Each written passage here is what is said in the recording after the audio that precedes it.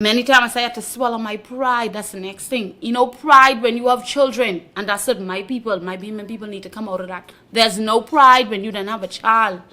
You understand? There's no pride. To say that 39-year-old Rita Cartwright is serious about her 12-year-old son, Rashilo Gaston's education, would be an understatement. Him missing school for me was simply not an option. I can't even afford for him to miss one day. Because it's that serious for me. I take it so serious, his education. Facing financial challenges due to COVID job losses and educational challenges due to the disruption to face-to-face learning, Cartwright, a room attendant at a major resort, had to think on her toes. Falling behind on bills meant that sometimes there was no internet at home, but always putting her son's education first, Cartwright wouldn't be deterred. During the toughest time, she would park outside Superwash to use the company's Wi-Fi. At one point, too, my light was off at the same time. So I had to go by somebody, whoever it was, charge up his laptop, and then make it back in time for his next class. Cartwright's story reached thousands when she revealed that her son achieved a 3.3 GPA at the end of grade 7 at Jordan Prince Williams Baptist School.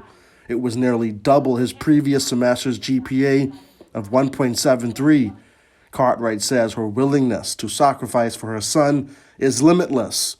Even if she didn't have food to send him to school with, she would send him with some water. For her, it's brain food before food for your stomach. I remember there was a time he needed a book, and the book cost $100. And that was the grocery money, and I didn't buy that food, I buy that book. Because that's how serious it is for me, it's that serious. While Rashilo and his mom both acknowledge that she is tough on him, his appreciation for her is evident.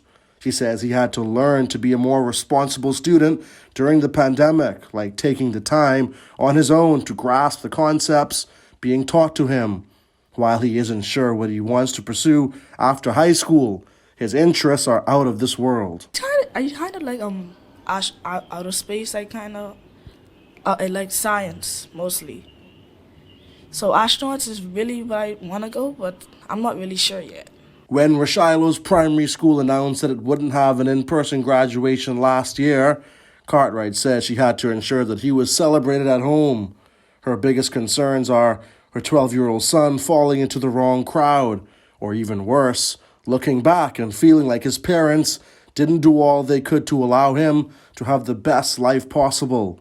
For that reason, she goes above and beyond. It's so different when you have a girl than a boy. One, the devil is out to seek, kill, and destroy man out of head.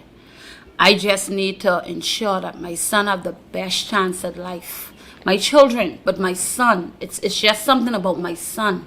Reporting for the Guardian News Network, I'm Jared Higgs.